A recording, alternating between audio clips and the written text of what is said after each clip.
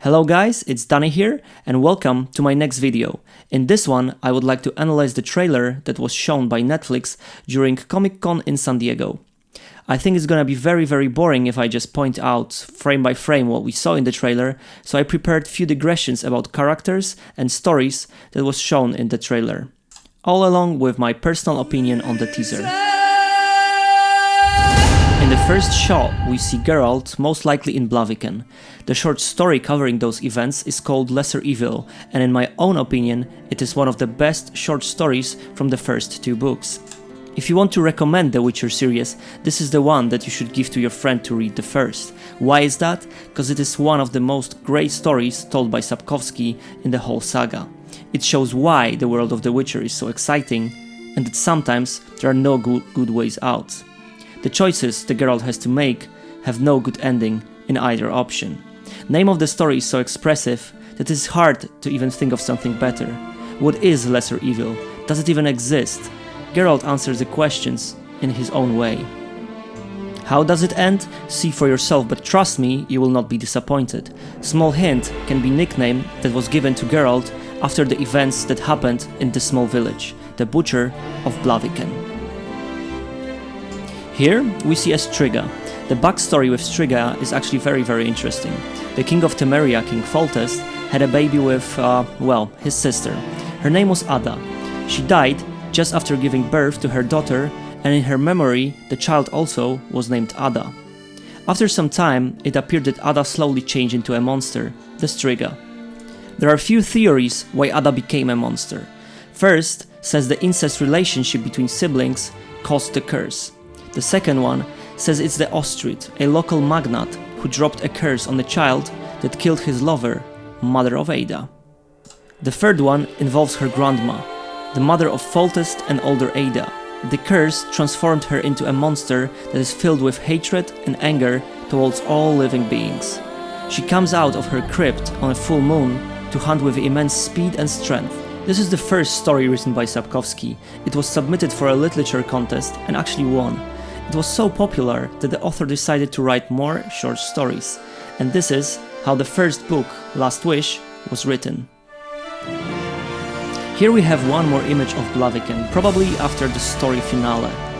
We also have a clear image of the new medallion. The one from games looked much different, and I'm not gonna lie, I was a big fan of it. But the more I see this one, I am convinced it was a good call to make a new one. It fits more for a Witcher. We can imagine that wearing huge 3D medallion while fighting couldn't be very comfortable. I like both versions, but I support Netflix in the risk of making a new one. However, there is one thing that we cannot deny.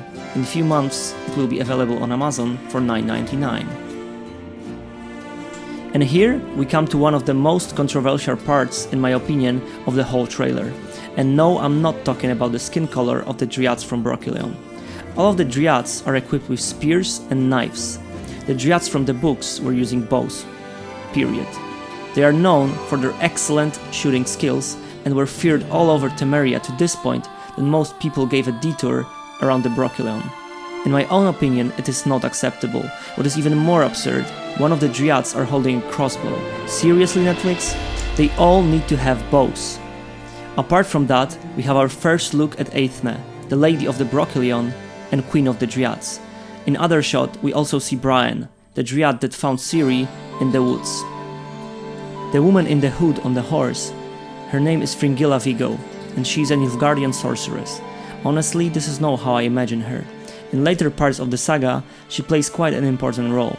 She is blood related to Queen Anna Henrietta from Toussaint, and we're probably gonna see her the most in Toussaint in the later seasons. Here we see a hunchback Yennefer and her mentor, Tissaia de Vries. She was head of Aretuza magic school that was located in Gor's Velen. In this shot, we see a fight that's happening indefinitely in Sintra. If I am to be honest, those armors look really good, especially comparing to Nilfgaardian ones. Starting from the images of Brockhillion in the beginning of the trailer until now, the voice in the back was belonging to Istred. He's a sorcerer living in Ed Ginvel, who is a friend and lover of Yennefer. This scene must be kind of beginning of the relationship, even before Yennefer transformed into a woman we all love and admire.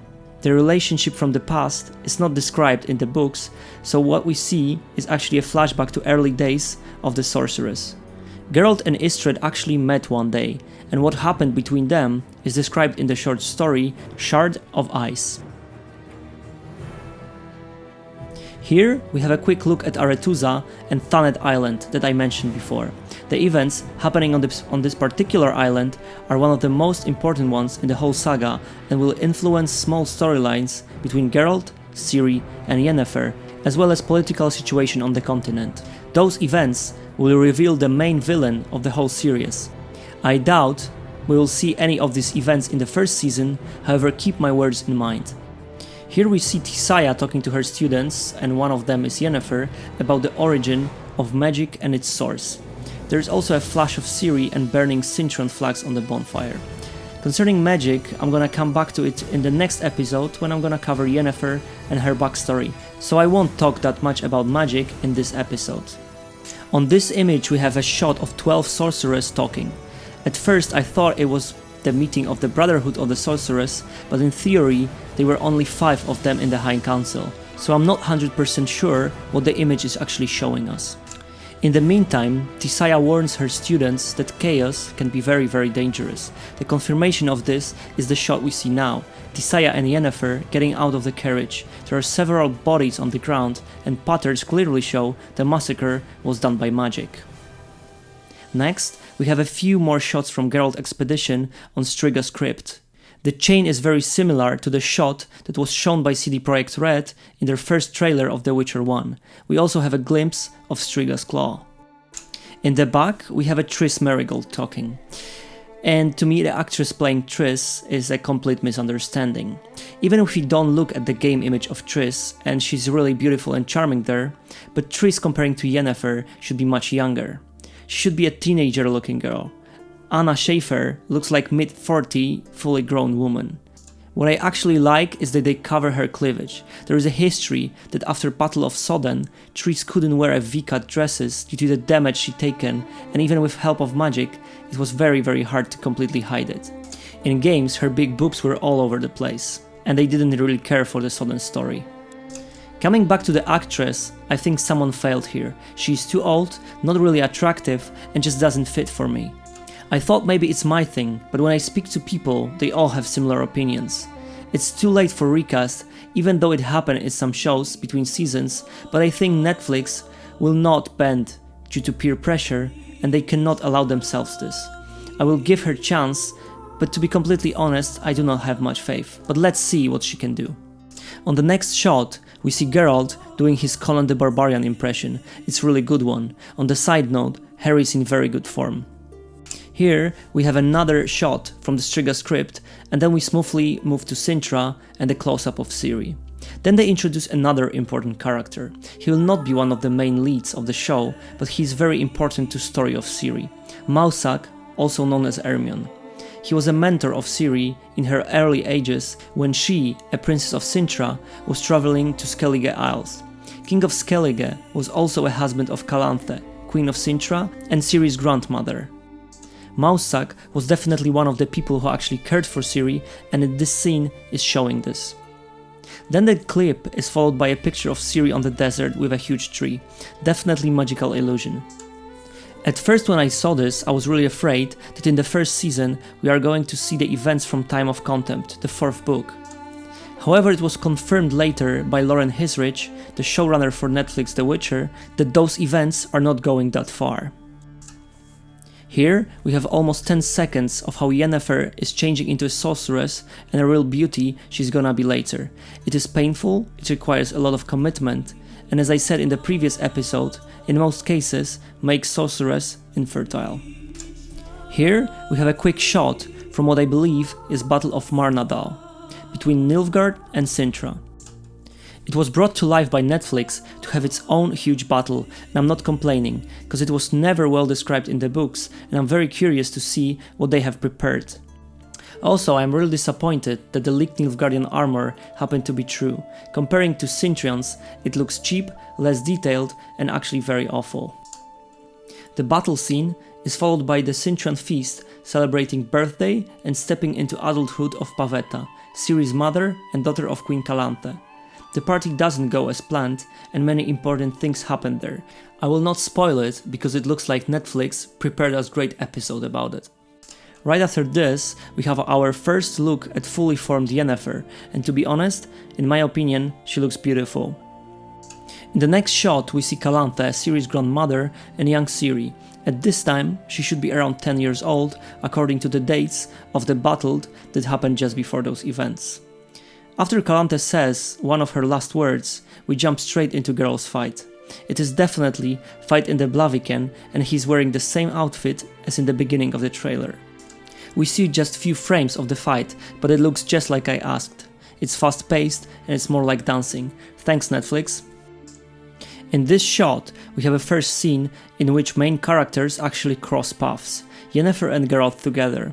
From the context, we can say it's the dream that Geralt has in a short story called Something More. It looks like Belethane, festival that takes place 30th of April night, and it celebrates the fertility in small villages around the continent. Right after, we see what happened after Pavetta's birthday party on Cintran Feast, and also have our first look at Duny. He's a lover of Pavetta and develops into quite important character by the time he meets with Geralt next time. And from now on, the images are flying really fast. We see image just before the Battle of Cintra, we see Geralt fighting in Blaviken using Witcher signs, and we see Yennefer and Tissaia using magic, and last but not least, we see the logo of the show. And this is followed by an image of Geralt just before the fight with Kikimora. This takes place in the pilot of the episode. He's under influence of the Witcher potions and looks really badass. This will be pretty much all. In my opinion, the teaser was really good. It got me right after I saw it, and the more I look into it, I am convinced that Netflix is doing very right. There are a few flaws, weapons of the Dryads, trees, and Nilfgaardian armor, but I'm willing to give all of them a chance. One thing that made me a little bit worried is that we didn't see any shot of Jaskier. He is the vital part of the story, and he makes Geralt who he is. Lauren Hizrick, the showrunner, already confirmed that Jaskier will be very important to the show, but it's a shame we didn't get to see him. I am very excited for the show, and it is visible that Netflix is putting a lot of money into it, and my hopes are high. Thank you very much for watching. Tell me in the comments what are your thoughts on controversies I pointed out. If you like the video, please like, share and subscribe. As I mentioned, my next video will cover Yennefer and her backstory, her role in Geralt's life, and Ciri's story. See you guys next week. Farewell and good luck on the path.